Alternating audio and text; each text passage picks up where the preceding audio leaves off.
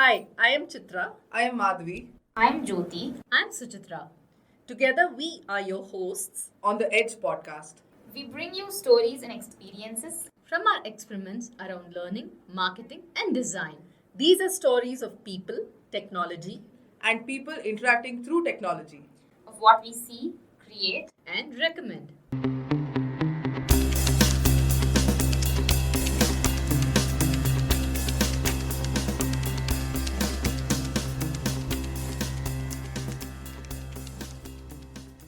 Memories are the stories that we tell ourselves about the past. Sometimes they adjust and leave things out. Our brains are wired to recognize patterns and connections rather than to remember specific facts or details. Recognition over recall is the phenomenon in which people are more likely to recognize information than to recall it from memory without any prompts or cues. This phenomenon is often seen in the use of search engines such as Google, where people are able to easily find information that they are looking for but may not be able to remember it without the help of a search engine. Hello, everybody, and welcome to the Edge podcast. We are back with another episode in the Rarely Rational series. Today, we have our intern, Anagha, join us to her very first podcast. Hi, Anagha. Hey, happy to be here. And as usual, my co host, Madhavi. Hi, Madhavi. Hi, Jyothi. You know, the way the internet has evolved to be what it is today, right? As a millennial, I seem to have forgotten, or perhaps I don't even know what it was like before we had this easy access to low cost media, variety of data and information, right? And in this third series of Rarely Rational, we are talking about cognitive biases that are affecting our memory and recall abilities. Let's delve into experiences where our memory failed us and probably had to rely on the digital world. Oh, I have the perfect story for this. Great, yeah, go ahead. I spent the last weekend in a remote village near Chikmagalur. The whole point of this was a digital detox. No network connectivity, nothing. So we are out exploring the whole place and we meet up with like the local kids and everybody. They are fascinated by us city dwellers, so they take us and we start playing cricket and then it gets dark. Guess what? We don't know how to get back to our homestay. We don't have our phones with us. So there's no Google Maps to guide us back. So there is no way we can call people and say come get us because we are lost. What to do? We're in the dilemma. The kids came to our rescue. They knew where we had met them, and by asking us a few things they were able to locate where exactly our homestay was, so they were able to guide us and take us back. That was quite a digital detox. Let's ask our Gen Z guest, what do you think?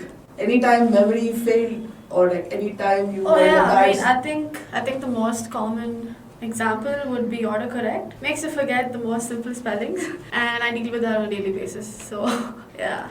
Yeah, I think that's a great example of relying on digital or your phone devices, right? Yeah. For simple things as simple as spellings. Yeah, and I mean, the other day I remember, a cab driver, the way he talked about the Google Assistant voice, he called it Google Amma. Like, he has personified the OK Google's voice and called it, let's see where Google Amma takes us. So, that shows how pervasive something like this. Since you said cab, it just reminds me, you know how we get an OTP, right? Like for Uber and like Ola. I think half the times you don't really remember it, no matter how many times you look at it. So you just keep checking it over and over until you actually get into the auto. And yeah, I think that's a pretty good example too. Yeah, so this brings us to today's topic. We're talking about the Google effect, right?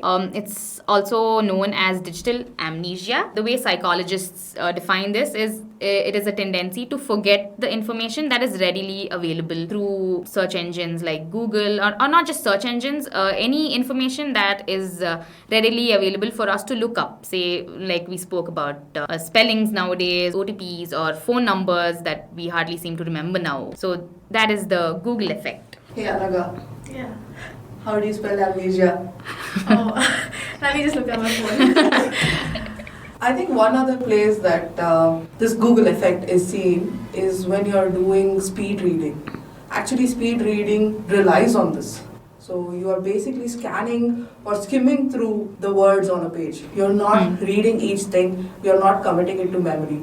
You're just looking for keywords and remembering just the keywords because you know you can go back to that page and look up the information when you need to. So I think that's one place where this Google effect works for you. Yeah, I think, the Google effect is mainly under the Google effect, it's basically about, you remember the source rather than the information you actually read. So yeah. Yeah, this is Like one. you remember where you actually found the source and how to go about it than actually the information you looked for.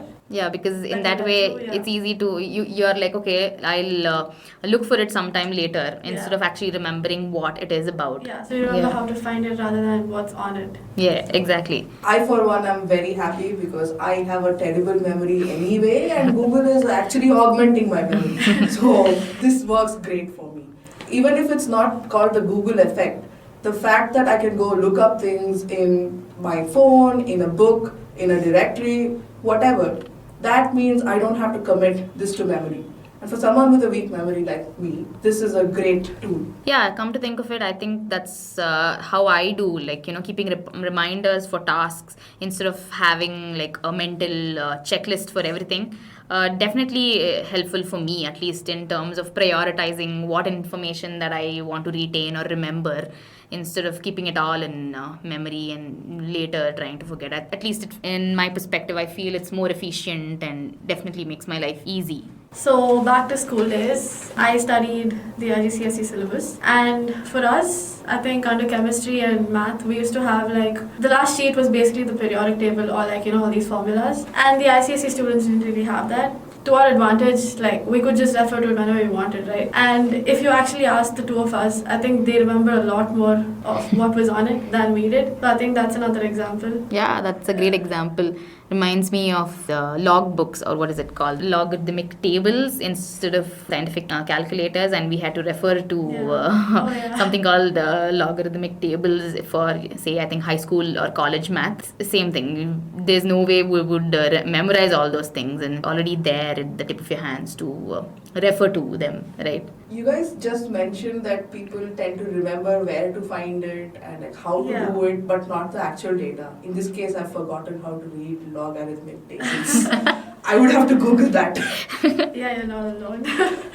I think talking about Google effect, this has definitely impacted the way we learn or problem solve and recall information that we have, right? So one thing I definitely find, or a plus point of Google effect, is how I can prioritize the information that I retain or remember, kind of delegate it to my device instead of keeping it all in memory. And I definitely find that efficient and faster. So I'd say that is a plus or a positive of this Google effect. What do you have to say, Madhavi? I think you're absolutely right. Productivity apps are the in thing. There are so many of them. If you just open your Google Play or your Apple App Store, you will see 1 zillion of these coming up. And they're trying to solve these tiny little problems. At the end of the day, when you can take things out of your brain and keep your brain focused on a particular task, you become more productive rather than having these zillion things churning in your mind. You get into that state of flow, or you get into that meditative state where you are in a completely creative zone and you just start churning out good work. Absolutely. I think knowing where to find them and then, synthesize that information is helping you in your critical thinking skills, right? So rather than focusing on committing facts to memory, now you're using your brain power for more things that only humans can do, which cannot be codified. Come up with your original thought, come up with your new creative art, whatever. I think it frees you to do that. Like I mentioned also, I think nowadays we have started to treat the internet like our additional or extended storage for our brain. You know my take on this. It is good, but I'm not sure it's always good for everything. There might be information that you must recall, which you tend to now forget because of the ease with which you can store things externally. Like the story that I just shared. I don't know the directions home, I don't know the contact of the host, things like that. You could land up in some trouble. Yeah, I think depending on these devices, nowadays are at least the talk about mental health and lack of sleep due to increased screen times, and probably, these come under the negative effects of too much of internet, could I say? Yeah. Another thing that companies are at a real risk of is that people tend to store a lot of things on their devices, whether it's their laptop, desktop, phones, whatever.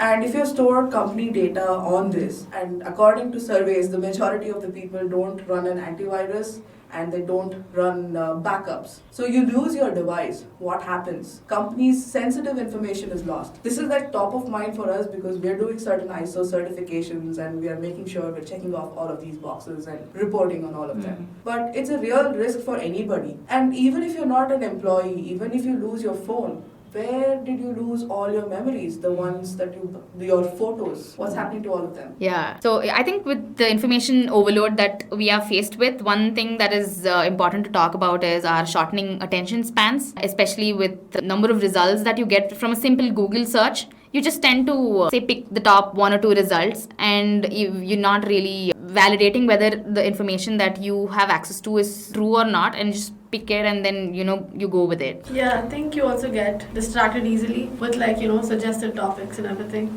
Oh yeah, no, that's another whole different topic about how ads and everything are just pervasive so much that you are probably no more doing the task that you in the first place even started off with. Maybe as a decent graduate, you have something to talk about how your experience. Yeah, I mean, every time I had to research about something, I start off with the topic I'm looking for, and I think I just pick the next one, then the next. Obviously, the suggested topics, and I just get distracted, and I totally forget what I started off with, and that's a total waste of time. So, Do you Google it or do you Bing it? I Google it. All right. How many pages do you typically get through? 1, 2, 3? Probably 3, 4. Okay, so the 3 or 4 pages that you get through, the listings on all of those, that means the websites that show up in that have done great SEO, Oh, right? yeah. So they did a great job of their digital marketing, great job on maybe doing up their website and then spending money to get it shown in all the right places, whatnot. But you don't know how common that information is. You're open to that. So you're basically setting yourself up for a little bit of decision fatigue as well, because you don't know how pervasive is this data. It could just be happening with 1% of the people. But because it showed up top, you tend to think, oh, this is the true with the majority of people. This is what happens with WebMD. The first thing people get is they look at the symptoms, they search it, and typically they end up on a site like WebMD, and then they're like, here's the thing that pops up first. They are quite convinced when they show up at the doctor saying that this is exactly what I have. Whereas that symptom could just be for a minority of the people. WebMD, in being an encyclopedia, is listing them all. So you're opening yourself up to this. And this is a huge frustration for all doctors. Oh, I think another term that I came across is something called the filter bubble. I remember talking briefly about this in another episode called the confirmation bias. I think when we're talking about how Google results show up these days. This term filter bubble refers to the results of the algorithms that dictate what we encounter online. And because of this filter bubble, it almost gives rise to another bias where it kind of creates an echo chamber for yourself when most of the results that you're seeing aligns to your opinions or your perspective, your ideas. So it's also deemed to be something not very desirable or almost even dangerous nowadays by psychologists because of especially the polarized opinions you see nowadays in news, and term called filter bubble is also giving or adding to that kind of environment. Yeah, you're right. All of us are living in our own little echo chambers, and with the way digital advertising is done, the way the whole thing is structured, our echo chambers are getting narrower and narrower per day. The number of different views that we are seeing is reducing, and that's not just on social media websites, it's happening on Google as well. Right? The people in power, the people with the best SEO or the best amount of funds at their disposal, these are the guys who are ranking topmost. So they are influencing our thought as well, because we have handed over a lot of our thinking to a machine, and that machine, or in this case the service, is run by a corporation, which is a for-profit corporation. So I think then companies are doing a great job in using this to their advantage. And you've spoken extensively about SEO and how brands are using our vulnerability to seek information on Google for every little thing. We see the Google effect at play even in our workplace, where we think that we do not have the responsibility of remembering or retaining all the information that was shared with us. We have heard about groupthink, but there's also this group data storage. Yeah. So I tend to remember the kind of things that I can relate to, and I hope that you guys, my teammates, have remembered some of that. And within our group, we have this knowledge. In most cases, that is fine, but the problem comes when you need to scale up this team. Because now this knowledge is fragmented and in our minds, but there's no codified way of transmitting it to the new employees. Yeah, that's a great example. I mean, now that I think of it, I think this is what would happen in meetings. And someone who's probably taking down the minutes of the meetings is expected to know everything, or at least is believed to have listened. Like listening is different from just hearing. But incidentally, studies say that person who's sitting and typing down the notes remembers the least because they are like, I'm anyway capturing it. But they've ended up capturing only a small subset of what just happened because they're doing multi-processing, right? Listening and typing and making sure their typed stuff makes sense. So they do end up capturing a partial information. This partial information is what gets shared as the meeting notes. Everybody else in the meeting may just be like, anyway, we're getting the meeting notes, so why bother? So even that is not a reliable way of completely transmitting the full information. Wow. So I think Zoom recordings are the best for this then. Absolutely. Let's do more video recordings. So since our podcast talks about how any of these cognitive biases affects UX or UI or marketing and learning, I came across these 10 general principles of usability heuristics for interaction design. And in one of them is about how recognition over recall is promoted in designing user interfaces. So that relies on how you force the user to recognize something rather than actually remember something from his memory and go about a task. So I think one example which Anagha came up earlier is perfect for this is the autocorrect. You're not forcing the user to remember a spelling, right? You can just type whatever and there's autocorrect to kind of help you recognize the right spelling and you can go ahead with it. Right, so you retain the ability to distinguish between right and wrong without knowing the exact right thing. So when you have those multiple choices, you know which is the correct one. Exactly. Is that what it is? Yeah. Yeah, I think when it comes to learning, convenience plays a big role. Like the fact that your answers lie just a tap away encourages you to, Google more or like learn more. And considering the internet is a trusted source, it boosts your confidence in the knowledge you're gaining. Do you find it helpful that when a question pops up in your mind, you can just go find the answer right there? Yeah, I mean, the internet has the answers to everything, right? So. Do you find yourself going down rabbit holes though? Just searching what next? Yes, definitely. But then again, I think everything has its own pros and cons. That's great. I'm really happy that it really works for you. Another place where I find this Google effect super helpful is in the design of IDEs.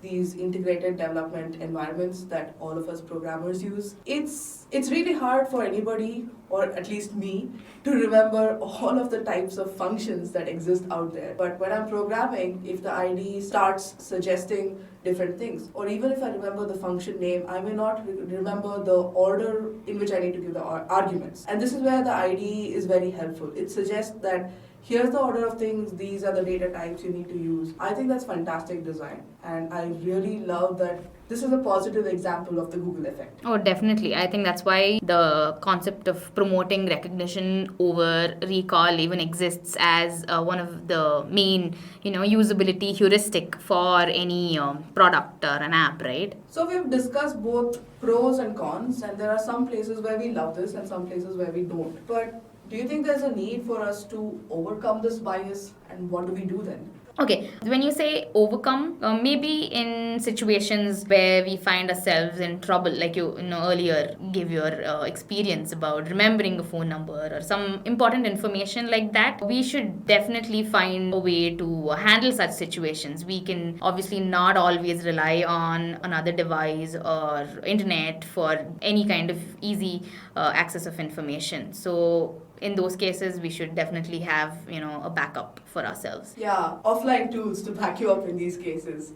Like when your projector fails and you cannot present your slides anymore, you better know your content so you can have a chat with the people in your audience, or maybe use a flip chart, or maybe use a whiteboard to present concepts and continue your meeting and not be entirely reliant on technology.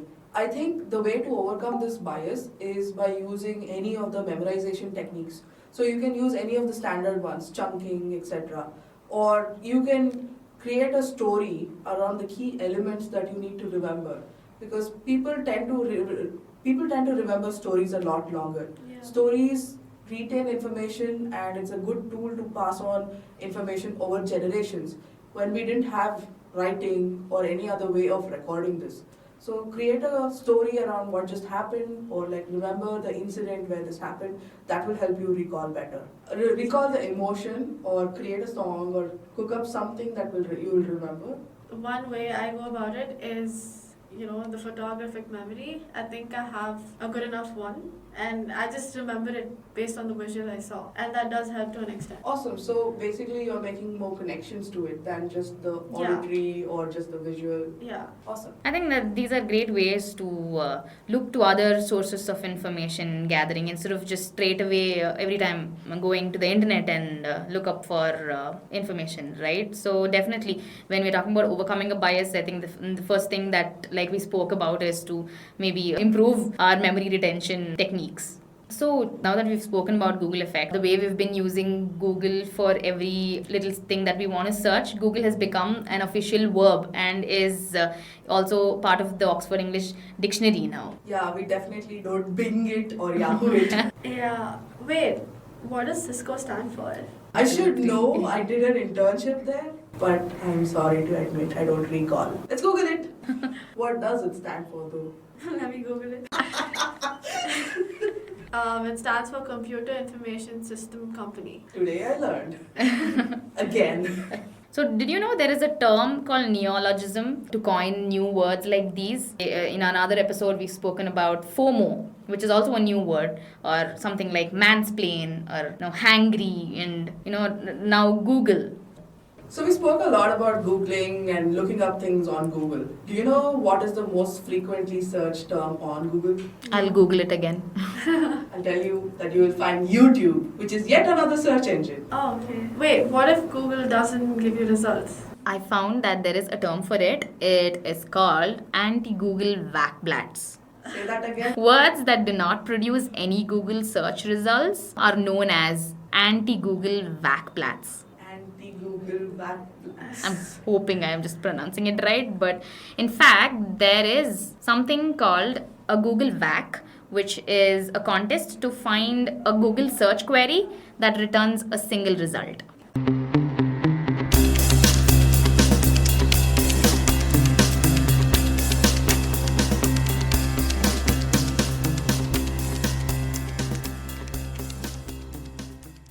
Please subscribe to the Aedge podcast on your favorite podcast channel. We are on Google, iTunes, Spotify, Stitcher, and more. If you liked this episode, please share it with your friends. If you have stories to share and want to be featured on our podcast, write to us at podcasts@adepticlabs.com.